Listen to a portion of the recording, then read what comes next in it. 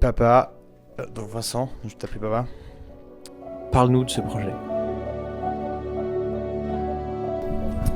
Alors le projet de la Taillante, c'est simple. Il y a un tronçon entre Brias et Ristola et le col Agnel, où on passe au pied d'une montagne qui est sensationnelle, qui est belle, qui est lisse d'un côté et abrupte de l'autre. Elle s'appelle la Taillante. Donc on faisait des voies dans la vallée de Serre-Chevalier. J'achète le topo et on tombe sur une grande voie de la Taillante, assez longue, assez aérienne.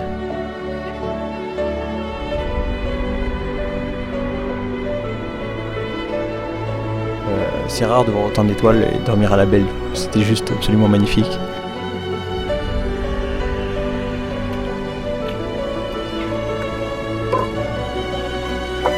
Et cette année, on l'a fait.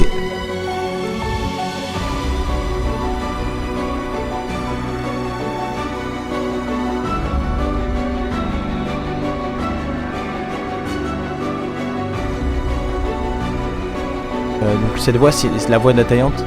Elle est très aérée, des fois on mettait 3-4 points pour 50 mètres.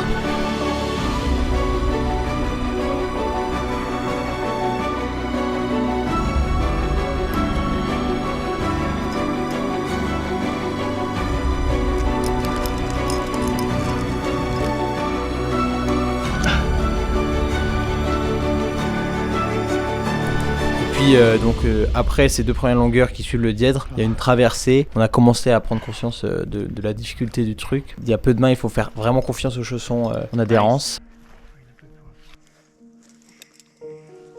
Ça va ? Il n'y a pas de dièdre pas loin, et on est vraiment juste sur une pente complètement lisse, avec des tout petits reliefs, on apprend à les repérer, il suffit de mettre les mains à plat et bien tout mettre le poids sur les chaussons. Et dans la tête, il faut se dire, la prochaine dégaine est dans 5 ou 10 mètres, je vais la clipper tout à l'heure. Donc là, tu peux faire un rappel d'ici. Voilà, et l'éléphant, il est juste là. On a fait tout ça déjà. Super. Ce que vous voyez ici, c'est le point de non-retour. Voilà, ça bouge ça. Une fois cette voie passée, il est obligatoire de finir la grande voie, traverser les crêtes et de redescendre par le chemin prévu. Putain, c'est fou, mais je suis plus en confiance là que en adhérence. C'est dingue, hein. Ah, le soleil. Papa ? Va chez Relais.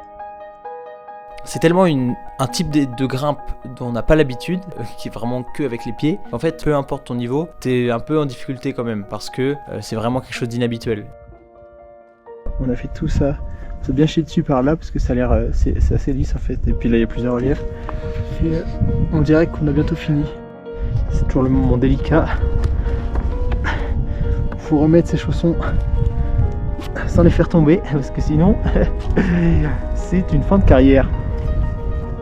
Ouais, en fait, la difficulté, c'est que, donc, comme on l'a dit, c'est engagé et t'es que sur tes pieds. Donc, en fait, une zipette, c'est une chute de je sais pas combien de mètres. Il faut vraiment éteindre son cerveau et c'est un très bon exercice d'engagement, en fait. Parce que la Kota n'est pas très dure, mais pour faire l'expérience de cet engagement, de l'espacement entre les points, c'est une très bonne candidate, cette grande voie.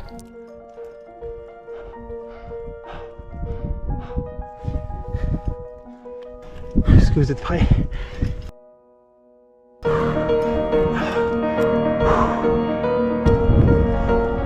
Pops !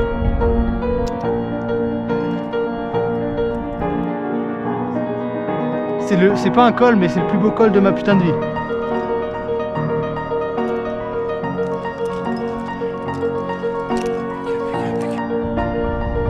Bon les gars, on est parti. Tout en bas là-bas.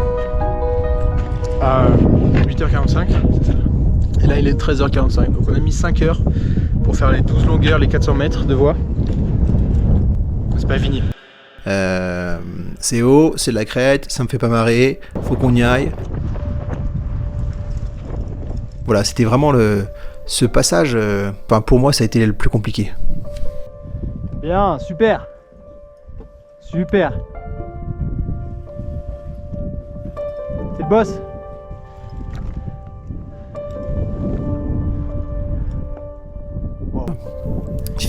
C'est bon, c'est pas bon, etc. Faut vraiment que le cerveau il reste bien réveillé pour se dire est-ce que je suis là, je suis en train de faire un truc débile ou pas, quoi.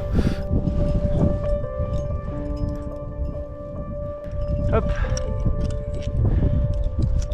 On voit pas grand chose, mais là on voit bien.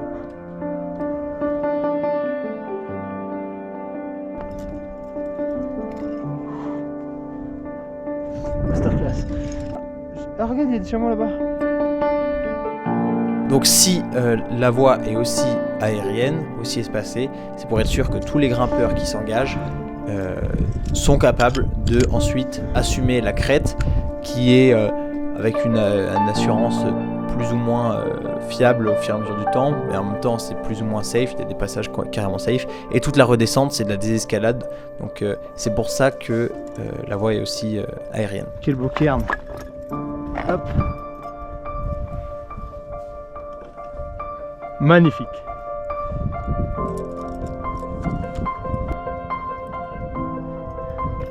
Et ça commençait à être un peu moins marrant parce qu'on fait un peu moins d'escalade et plus d'alpi, et c'était pas un truc sur lequel on s'était super entraîné. Je sais pas si ça relève, mais je suis à la corde quoi.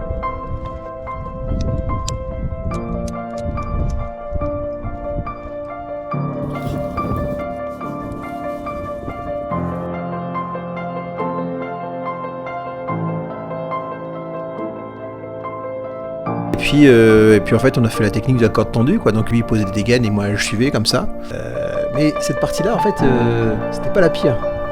Parce que c'était finalement avec tous les points on était bien, on arrivait à s'assurer, et avec le crux pour moi c'était surtout pas technique, c'était juste à un moment on est passé de l'autre côté de l'arête. On arrive sur un chemin qui était finalement assez large, on serait sur la montagne, on ne serait jamais posé de questions, mais il y avait le vide directement à gauche et la pierre à droite. Et là Mathieu passe direct, mais on n'a aucun point d'assurage, rien du tout, et là j'ai ma tête qui commence à vriller en disant oh putain, ici c'est là que ça va être compliqué, donc je me serre à la pierre, je me colle, je m'accroche à tout ce que je peux, etc. Et il n'y avait vraiment pas de raison, et ça c'était le point chaud pour moi.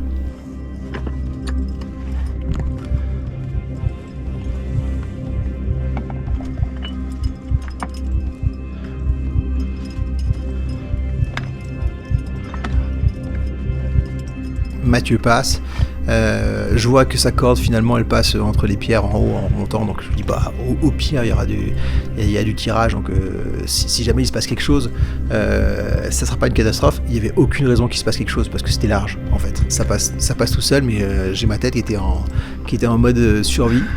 On remonte.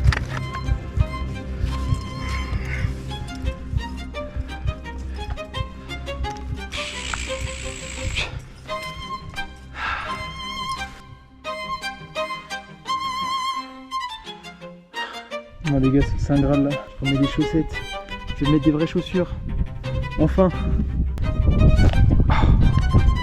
quelle joie.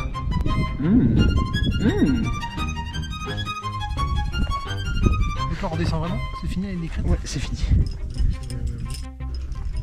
Voilà la descente. On suit les petits cairns là, trop mimes. Elle te met la taille de la descente.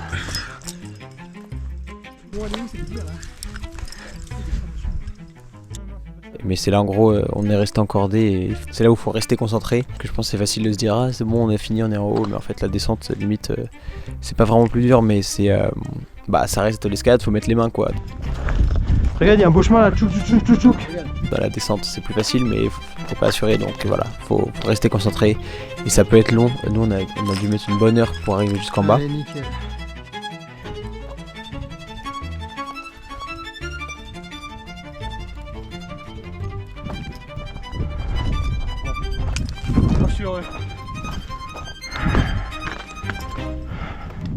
Je sais pas si c'est fini, mais Tu regardes en haut, et en fait tu vois pas de chemin.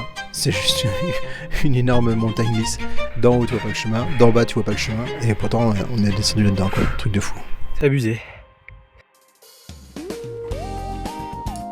Les gars, on l'aura fait, on sera venu à bout de ce projet. Je vous avoue qu'au début on était un peu stress, on avait un peu d'appréhension pour savoir si tout allait vraiment bien se passer. Comme je l'ai dit dans la vidéo, c'est vraiment une grande voie que je recommande, qui est vraiment magnifique, qui est géniale pour travailler tout ce qui est engagement mental. Il faut savoir dans quoi on s'engage, il faut connaître ses manips d'escalade de grande voie.